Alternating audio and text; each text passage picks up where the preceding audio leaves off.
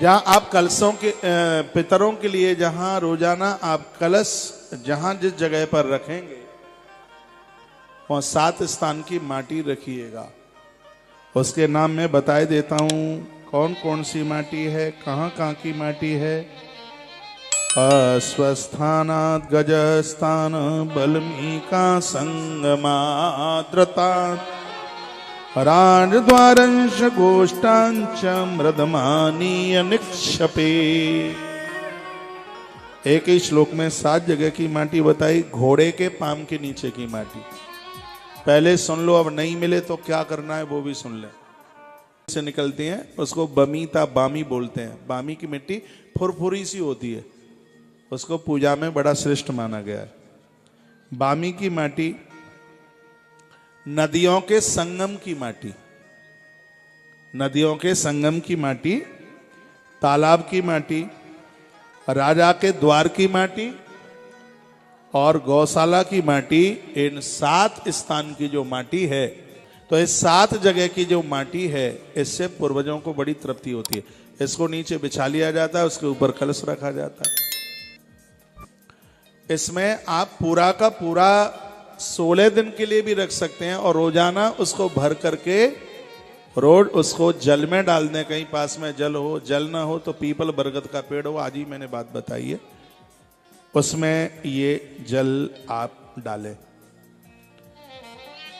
इसमें कुछ चीजें और भी आप डाल सकते हैं। इस कलश में क्या क्या डालें वो भी लिख सकते हैं आप। मान लिया जाए 7 जगह की माटी आपको न मिल पावे तो अपने घर के प्रमुख दरवाजे में से थोड़ा 5 अंगुल मिट्टी उठा करके और वहां से दरवाजे के आगे से मिट्टी निकाल लीजिए और उस मिट्टी को बिछा करके उसको थोड़ा गीला कर लें और उसके ऊपर फिर कलश रखें।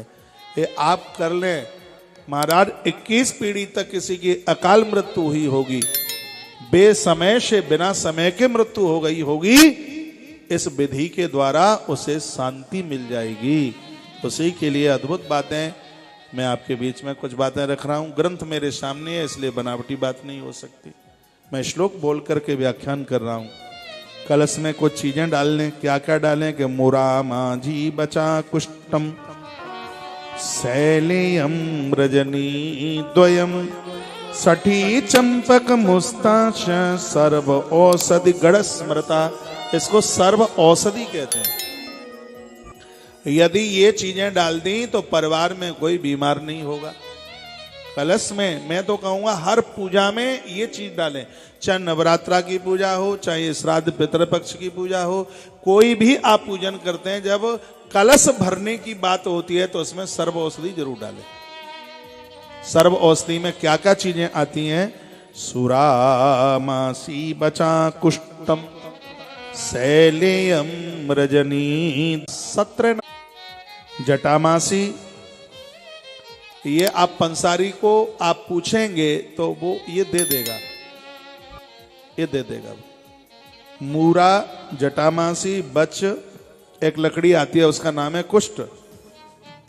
शिलाजीत हल्दी साबुत, पिसी हुई नहीं, साबुत गांठ आती है हल्दी की। और एक दारू हल्दी और आती है, एक सठी, एक चंपक और एक मुस्ता। हमने बहुत बार खरीदी है और ये बिल्कुल आराम से मिल जाती है। वृंदावन में एक मोहन पंसारी है जिसको कहीं कुछ ना मिले, ये सब पूजा पाठ का सामान उनके यहां मिलता है, ये उनको मिल जाती है। आप पंसारी की दुकान पर जाएंगे ये चीजें आपको मिल जाएंगी। और एक बड़ी अच्छी बात यही है, इसमें से कोई भी चीज आपको मिल नहीं पा रही है तो हल्दी की गांठ और एक सिक्का ये आप जरूर डाल लीजिएगा। कोई भी कलश बिना पंच पल्लव लगाए बिना कलश पूरा नहीं होता, ये जरूर समझ लें आप। चाहे पैतृक कर्म हो और चाहे दैविक कर्म हो, उसमें पंच पल्लव लगाना ही होगा, उसके बिना कलश पूरा ही होता ही नहीं है।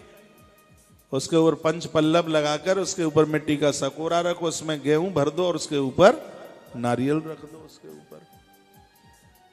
तो पंच पल्लव की भी बड़ी अद्भुत महिमा है। पंच पल्लव में क्या क्या आता है? पंच पल्लव में 5 पत्ते काय काय के हैं का अस्वस्थानाद गजस्थानाद। वर्णन क्या है? पंच पल्लव जो आप लगा रहे हैं उस पंच पल्लव में जो लगाएंगे आप उसमें कौन कौन सा है? बरगद, गूलर, पीपल, आम और पाकड़, पाखर जिसे बोलते हैं। ये 5 पत्तियां बड़ी शुभ है। बरगद बट का पत्ता, गूलर, पीपल, आम और पाकड़। पाकड़, बरगद, गूलर, पीपल, आम और पाकड़। एक बात का और वर्णन करूंगा, यदि पाकड़ ना मिले, पाखर का ना मिले, तो वहां फिर अशोक का पत्ता भी उसमें लिया गया है। अशोक का पत्ता, पाखड़ का पत्ता यदि नहीं मिलता है आपको, तो उसमें आप अशोक का पत्ता उसको आप प्रयोग में ले लीजिएगा।